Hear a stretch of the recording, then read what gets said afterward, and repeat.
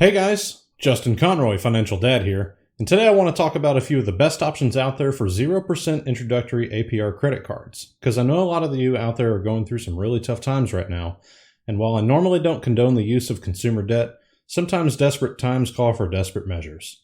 So if you're at a point where you need to go into debt just to get by, let's make sure we're doing it in the smartest way possible so that we pay the least amount of money.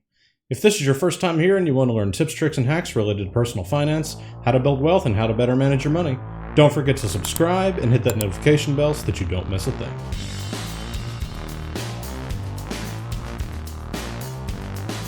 Quick disclaimer about this video. This video is not sponsored by anyone. The first card to make it on my list was the Wells Fargo Platinum card. This card has no annual fees and it has the longest 0% intro APR period that I could find, and that was 18 whole months. If you can find something out there with more than 18 months, please let me know down below in the comment section. I'm definitely curious to hear about it. Now, unfortunately, the good things about this card stop at that long intro period because this card has no real rewards to speak of. So if you need a card with a long 0% intro period, this is probably the one for you. Otherwise, you may want to look at another option. That brings us to the second and third cards to make my list. Both are very similar, so I'll talk about them together.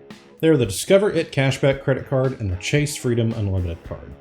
Both of these cards have no annual fee and both have relatively good rewards programs overall.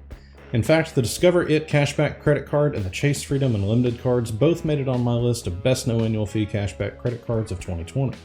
I'll put a link to that video right up here if you're interested. Now when it comes to that 0% intro APR period, both cards are pretty good, coming in at 14 months for the Discover card and 15 months for the Chase card.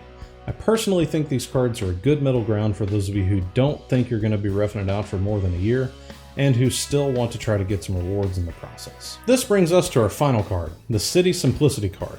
This is a bit of a unique card, and the reason that it makes my list is that it has no annual fee, a 12-month 0% APR period, no late fees, and no penalty APR for late payments.